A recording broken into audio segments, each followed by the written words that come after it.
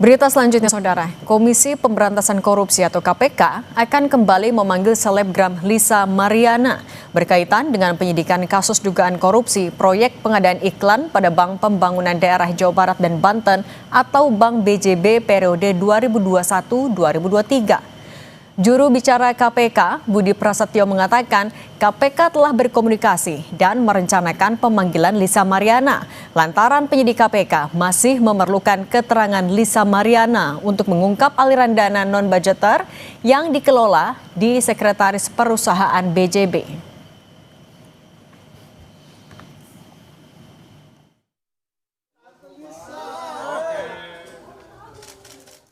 Penyidik masih membutuhkan keterangan berikutnya dari saudari LM dan sudah dikomunikasikan dan direncanakan akan dilakukan pemanggilan kembali terhadap saudari LM untuk mendalami terkait dengan aliran-aliran uang dana non-budgeter yang dikelola di Korset BJB. Sebelumnya KPK telah memeriksa Lisa Mariana pada Jumat pekan lalu sebagai saksi kasus dugaan korupsi Bank BJB. Usai diperiksa, Lisa Mariana mengaku ditanya soal aliran dana oleh penyidik KPK. Proyek pengadaan iklan Bank BJB tahun 2021 hingga 2023 diduga menyebabkan kerugian negara 222 miliar rupiah.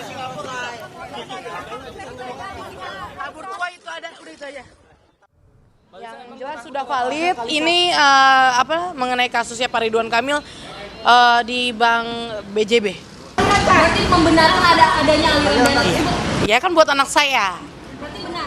Benar. Berapa banyak dan berapa jumlah? Ya saya tidak bisa sebut nominalnya ya. Lebih lengkap soal pemanggilan Lisa Mariana untuk mengungkap aliran dana pada kasus dugaan korupsi Bank BJB, sudah bergabung Komisioner KPK periode tahun 2007 hingga 2011 M. Yasin. Pak Yasin, selamat petang. Selamat petang Mbak Cindy. Pak Yasin, Lisa kan baru dipanggil berapa hari lalu, tapi udah dijadwalin diperiksa lagi.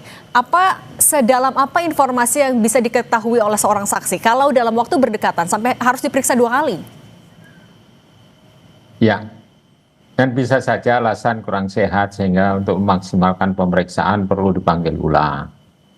Kemudian untuk detail penerimaannya itu, dari frekuensinya dan jumlahnya itu kan perlu disebutkan secara teliti sambil berkoordinasi dengan pihak lain, khususnya adalah PPATK dan pihak-pihak lain yang mengetahui aliran dana itu ke istri resmi maupun istri yang statusnya tidak resmi seperti yang kasus yang dilakukan oleh RK ini ya terhadap Lisa Mariana kan status perkawinannya kan juga dinyatakan bukan status perkawinan resmi begitu. Jadi KPK melacaknya kemana-mana yang ada kemungkinan yaitu ada penempatan uang ataupun yang berupa layering maupun merupakan suatu bentuk dari integrasi uang itu seakan-akan bahwa uang itu adalah uang resmi. Kalau itu nafkah biasa, ya bahwa itu statusnya memang anak dan itu tidak melebihi batas kewajaran, dan yang bersangkutan tahu bahwa itu dari sumber yang bukan sumber yang legal, maka itu kalau tahu ya maka dikenakan pidana pencucian uang atau TPPU, tindak pidana pencucian uang. Jadi ini sangat menarik nih kasus ini, kasus yaitu pengadaan iklan di BJB ini. Jadi ada diduga tindak pidana lain yaitu tindak pidana TPPU, nanti berlapis dengan tindak pidana korupsi karena KPK hanya berwenang untuk memproses hukum. Jadi kasus tindak pidana pencucian uang yang predikat crime-nya dari corruption atau suap atau markup pengadaan barang dan jasa gitu Mbak Cindy. Nah Pak Yasin, tapi bagaimana KPK akan bisa membuktikan kalau memang ada aliran dana yang diterima oleh saksi, dalam hal ini adalah Lisa yang memang bersumbernya dari dana korupsi, itu kan baru keterangan satu sisi. Nah bagaimana bisa memverifikasi itu? Iya. Ada teknis sendiri yaitu yang dilakukan oleh penyidik, kan ada beberapa katakanlah itu informasi yang sifatnya adalah integrated information itu KPK kan mengumpulkan dari berbagai macam sumber, yaitu dari informan, dari lembaga lain yang bekerja sama dengan KPK, misalnya melalui PPATK, yaitu yang tugasnya adalah menelisik alur dari uang atau follow the money.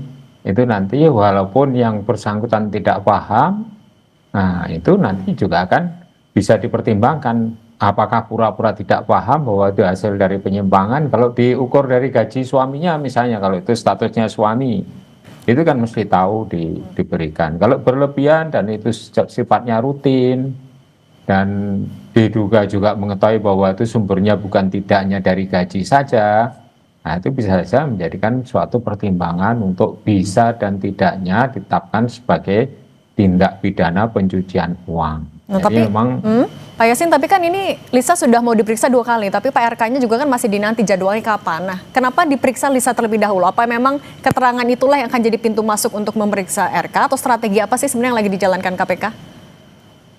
ya strategi untuk memeriksa yang lain-lain dulu, kemudian yang fokusnya yaitu yang ada atau tidaknya keterlibatan RK itu kan hasil dari pemeriksaan orang-orang yang di dekat RK.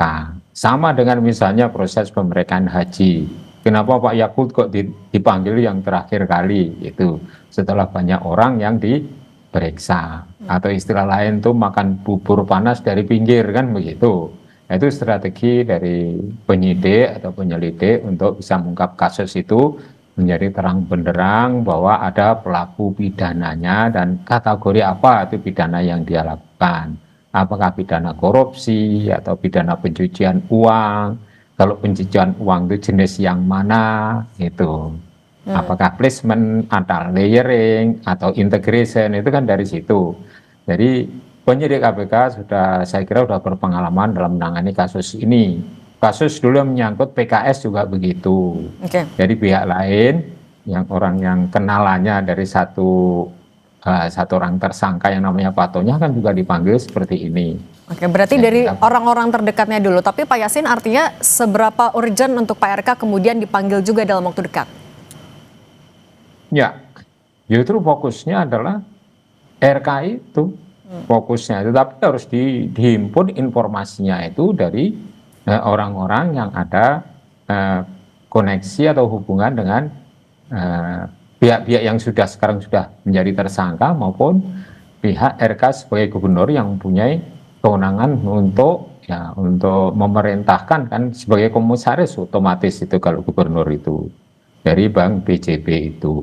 Jadi keterlibatan itu harus diruntut penelusurannya dari pihak-pihak lain dulu, sehingga setelah jelas maka baru dipanggil. Itu strategi dari salah satu penegak hukum, misalnya KPK seperti itu, yang saya juga tahu. Saya gabung di KPK itu 8 tahun ya, bukan hanya 2007, 2011, tapi juga dari awal berdirinya KPK ya, walaupun statusnya memang belum komisioner ya, sebagai direktur saya di situ. Begitu Mbak Cindy. Oke, artinya merangkai keterangan dari orang-orang terdekat dulu. Nah, tapi kalau selain keterangan saksi dan orang-orang terdekat tadi, Pak Yasin, pintu masuk untuk menelusuri atau mengusut aliran dana bisa dari mana lagi sih?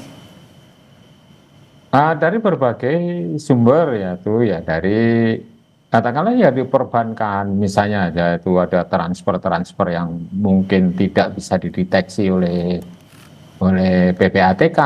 KPK punya kewenangan itu untuk mengusut LHKPN dan juga harta-harta yang mungkin juga diatasnamakan orang lain.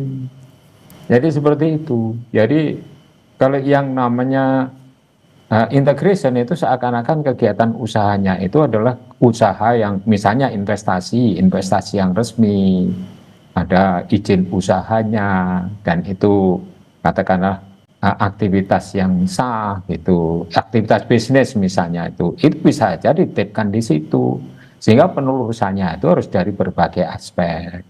Nah, kalau penyamaran itu kan juga dari layering itu, disamarkan, diatasnamakan orang lain, orang yang pernah berhubungan, orang yang dekat, bahkan itu misalnya saja itu bisa satpamnya, bisa pramusajinya, atau yang lain-lain yang ada kaitannya dengan dengan pihak yang akan dituju untuk diusut kasusnya itu. Jadi intinya kan menuju kepada Pak RK itu. Nah Pak Yasin, tapi Yang kan ini akan sudah dipanggil. berlangsung beberapa waktu. Penggeledahan sudah, meriksa saksi sudah, tapi ya tokoh dugaan kepala daerahnya masih belum dipanggil. Ini memang KPK lagi hati-hati atau ada kendala lain, tantangan lain yang sedang dihadapi oleh KPK?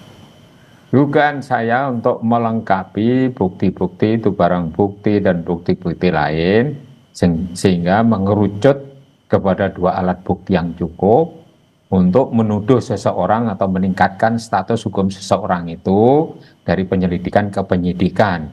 Artinya menjadi tersangka itu harus hati-hati. Jadi komplit dulu baru dipanggil, kemudian dimintai keterangan. Padahal informasi-informasi yang lain sudah berlapis, buktinya dikumpulkan oleh KPK.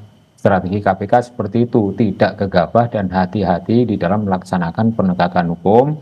Jangan sampai menyederai orang yang tidak bersalah, kemudian buru-buru ditetapkan tersangka. Ya walaupun sekarang punya kewenangan untuk SP3 ya, tapi itu tidak dijadikan suatu fokus untuk sembrono. Ya. Jadi kehati-hatian itu tetap kita hargai. Strateginya seperti saja strategi yang dipakai oleh pimpinan KPK periode-periode sebelumnya, yaitu periode 1 sampai periode yang sekarang ini, itu memakai strategi yang seperti itu. Itu para penyelidik dan penyidiknya sudah punya kompetensi di bidang itu, Mbak Cindy. Jadi kita tunggu aja, ya mudah-mudahan segera kasus ini bisa terungkap siapa yang menjadi prime mover dari kasus ini. Oke. Baik, Komisioner KPK periode 2007 sampai 2011 Pak Yasin